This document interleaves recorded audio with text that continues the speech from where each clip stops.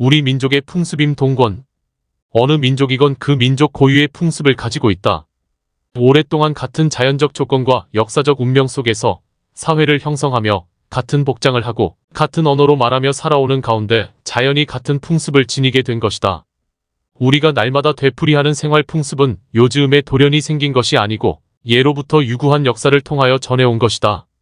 우리의 언어나 의복이나 집 구조가 남과 다르고 사고방식이나 관념까지도 다른 경우가 있으니 이러한 것은 모두 풍습과 직결되는 것이다. 한국을 가리켜 동방에이지국이라 불렀다.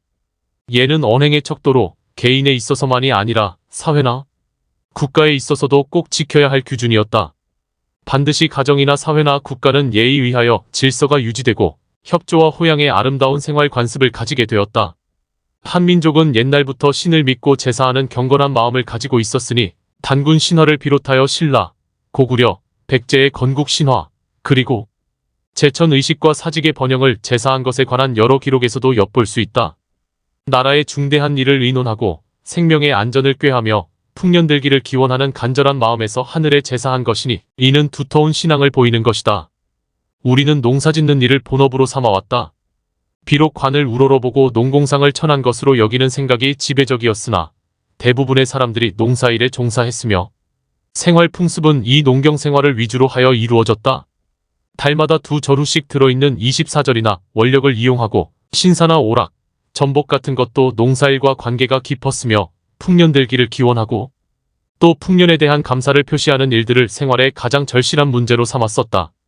5월 농부 8월 신선이란 말이 있거니와 5, 6월엔 논밭에서 땀을 흘리면서 고된 농사일을 하나 8월에 들어 추수를 마치면 봄까지는 신선처럼 평안히 지냈었다. 사랑방에서 새끼 꼬고 이야기책을 읽어가며 시간을 보내는 것은 한가한 농가의 풍경이었다. 힘든 농사일 중에서도 틈틈이 노래와 춤을 즐기는 낙천성을 가졌으니 옛날 중국 문헌에서 속히가무라고 평한 것도 당연한 일이다. 사르르 선이 움직이는 춤이나 정서를 담박 담은 가락이나 마음을 호소하는 노래들은 오랜 생활 속에서 이루어진 것이다.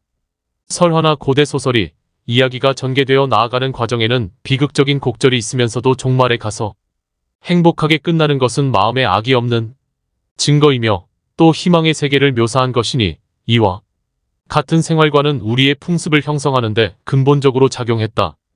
과장이 없는 수줍음 속에 마음을 전달하였으니 압축된 순진성이 시조나 민요 속에 가득히 담겨 있으며 풍자나 해학을 즐겨 어려운 살림 속에서도 웃고 체념하는 습성이 생겼다.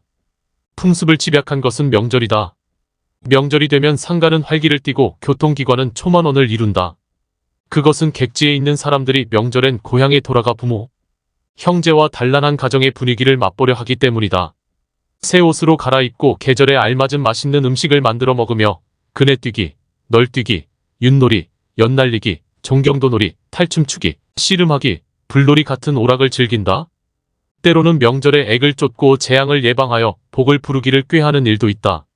설날이나 추석 같은 명절에는 차례를 지내며 성묘를 하고 조상께 천신하여 추원보본을 잊지 않는다.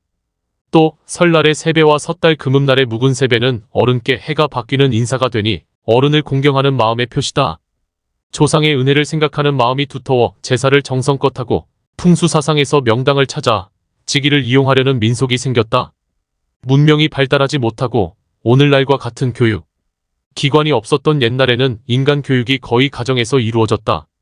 침침한 등잔불 밑이나 화롯가에 앉아 밤을 구워 먹으며 할아버지, 할머니에게서 듣던 옛날 이야기와 수수께끼나 속담 등은 많은 지식과 교훈을 내포하고 있어서 이를 통하여 살아가는 지혜와 철학을 배우게 되었다. 딸은 어머니한테서 길쌈을 배우고 아들은 아버지한테서 생활에 필요한 여러 가지 기술을 배웠다. 갖추어야 할 교양도 이러한 분위기 속에서 이루어졌다. 남존여비와 적서차별의 가족 제도는 많은 희비극을 자아냈으니 아들 낳기를 바라는 민속을 이루었을 뿐 아니라 혼인이나 제사에 있어서는 물론 모든 절차와 사고에 있어 남성을 중히 여기는 풍습을 이루게 하였다.